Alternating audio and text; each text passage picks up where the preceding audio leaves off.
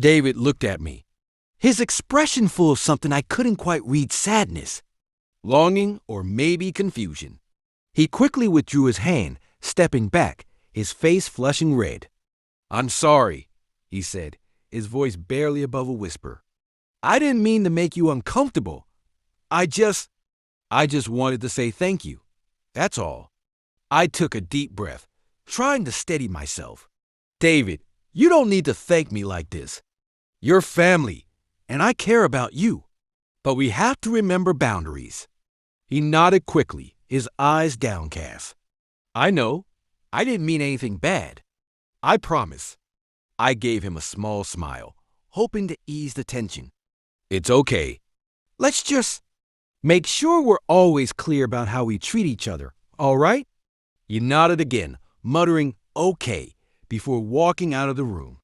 That night, I told Richard everything. It was one of the hardest conversations I'd ever had, but I felt it was important for him to know.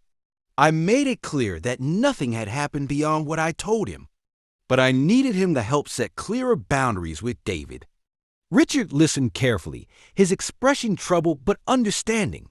"I'll talk to him," he said. "I'm sorry, Mary.